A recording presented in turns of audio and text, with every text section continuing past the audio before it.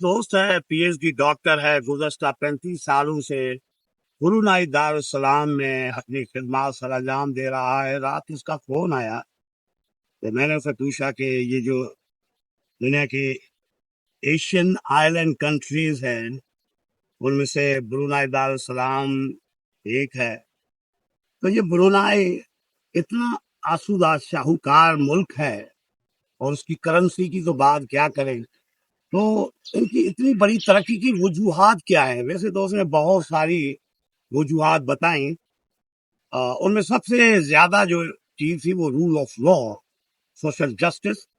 تو اس نے کہا 3 چیزوں کی سلیکشن پہ برونائی کی حکومت کوئی کمپرومائز نہیں کر. 3 چیزوں, وہ جب کوئی ٹیچر چنتے ہیں نا تو ٹیچر کے لیے پی ایچ ڈی ہونا ضروری ہے. ٹیچر کے لیے پی ایچ ڈی ہونا, یہ پاکستان والی پی ایچ ڈی نہیں ہے, ہاں کٹ اینڈ پیسٹ یا پلیجرزم نہیں, وہ پی ایچ ڈی ہونا ضروری ہے. اور کہتے کہ ٹیچر کو رول ماڈل ہونا چاہیے. وہ واقعاً وہاں جو ٹیچر ہے وہ رول ماڈل, کیونکہ وہاں کے بادشاہ کا بیٹا بھی اسی ٹیچر کے پاس آ کے پڑھے گا جہاں ایک مزدور کا بیٹا آ کے تعلیم حاصل کرتا ہے. یعنی ٹیچر پہ کوئی کمپرومائز نہیں.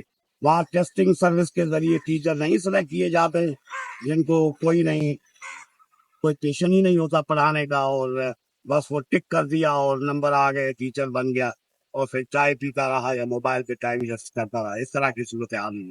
دوسری بات, نو compromise while selecting any judicial officer. وہ ایسا جج چنتے ہیں کہ واقعی بندے کو رحمان و رحیم یاد آ جائے گا کسی جج کو دیکھے. تو نو کمپرومائز while selecting any جج, قاضی کو چننے کے لیے ان کے پاس اس طرح کے کرائٹیریا اور معیار ہے. اور تیسرا, وہاں کا ڈاکٹر جو ہے نا وہ ایسا چنتے ہیں کہ واقعاً وہ مسیحا ہوتا ہے, وہ نصاب کا کام نہیں کرتا. اسی لیے Brunei science in the committee of nations,